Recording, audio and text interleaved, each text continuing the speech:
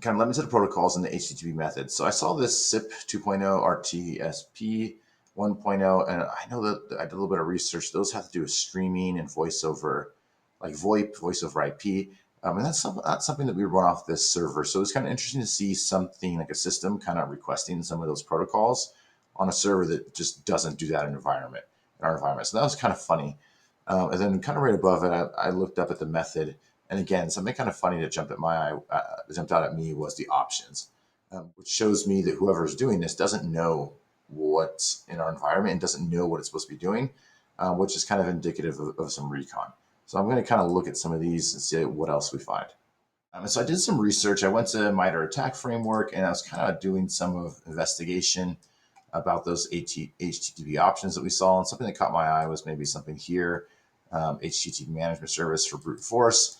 But I didn't really see any evidence, like I didn't see any of these commands or anything like that. So I just did a little more research, decided to go to Nmap, do some Googling, and found out that Nmap does use the HTTP methods, including options.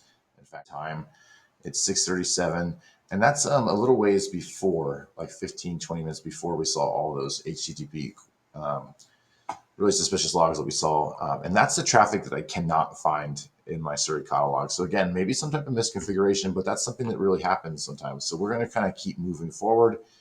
That reconnaissance was done about 15 to 20 minutes before it looks like we had some type of HTTP attack. So that's what we know so far, but we need to figure out some more about what really happened on that system. I want to see if there was any successful logins, and that's what we're going to do next. All right, so we're zooming in on this host right now. I'm going to go look at our source types over in interesting fields. We already saw all those access to smalls. I'm going to go right into auth.log to see if there's any type of logins. And we see right here, this is kind of funny. This is one of our internal hosts. And it SSH'd into our web server at around 7 o'clock. I'm going to make a note of that. That's suspicious. Not sure why they'd be doing that. That might be signs of lateral movement. And now we've just kind of expanded the scope of our investigation to include this second internal host.